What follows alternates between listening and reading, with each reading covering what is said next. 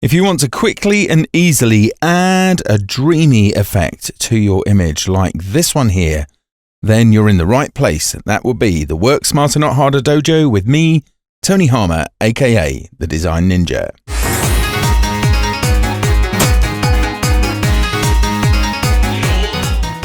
Okay, so I'm here in this image, nothing too special, literally went out of my house up the road a bit and photographed this really lovely ash tree and some other stuff here, thinking I could turn it into something more special.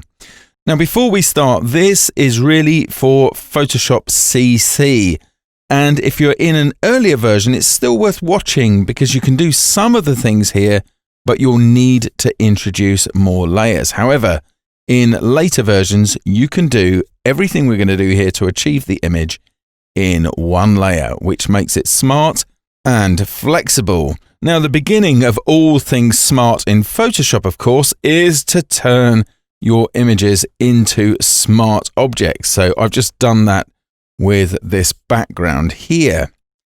Then I'm going to go up to the filter menu and come down to blur and choose Gaussian blur just here. Now, the amount you add will depend entirely on your image. I'm going to go with something like 10 just here in that sort of ballpark. 9.3 is good enough and hit OK. But as this is on a smart filter, I only need to double click on Gaussian blur in the layers panel there to get back and change it as desired.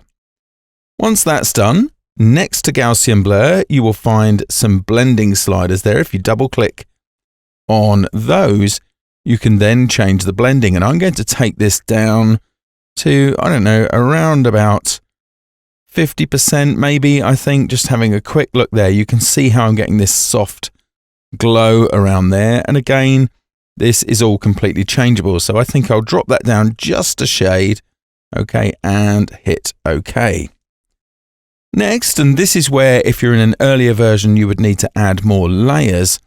We're going to use the camera raw filter. So again, earlier versions don't have that. So you'd need to use a bunch of other effects that you can map to the ones I'm about to show here.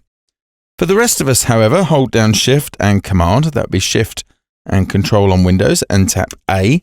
That gets you through to the camera raw filter, which lives in the filter dialog towards the top of the list. And we'll make some changes. So first of all, I'm going to go to the Basic tab here and lift the exposure a bit on this image because it does need it. And also it will add to the dreamy quality. I'm going to push the contrast up quite a way here because it does actually do a lot of the heavy lifting in this particular effect. And it helps to think of this more as a painting than it does as a photograph. I'm going to increase the temperature there just a bit.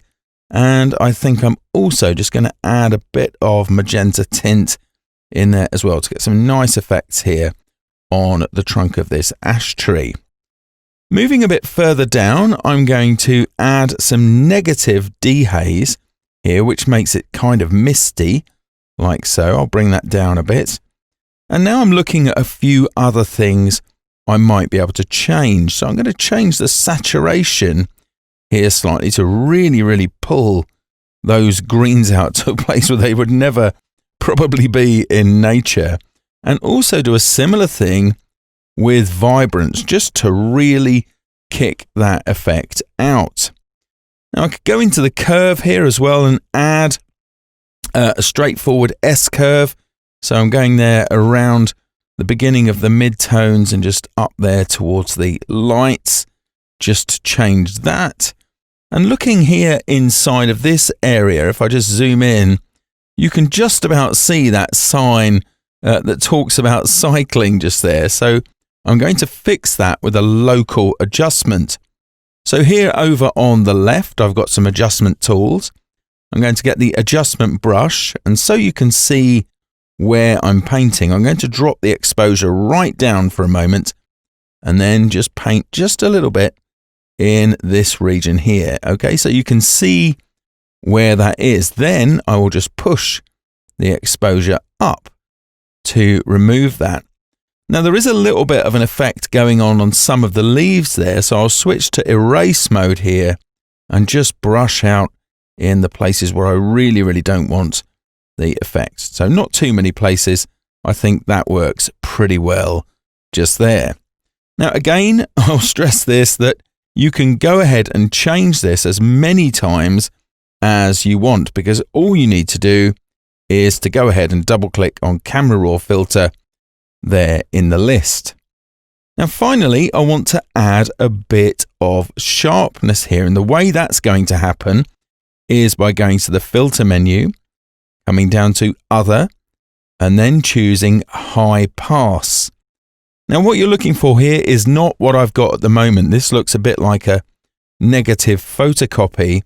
You really want to get just the edges that make things crisp. So in this region here, for example, I'm seeing those edges. Nice and gentle should do it. Hit OK, and then go straight to the blending sliders there. Just double click on that. Change the blend mode here to soft light, and then hit OK, and there you go. You've got this fabulous kind of Orton-style effect there that gives a dreamy quality to an image, and everything there is flexible. You can turn individual components off temporarily to see what they actually do, and of course edit everything. And there you are. That's it. We are done for now, and I'll see you next time here in the Work Smarter, Not Harder dojo. See ya.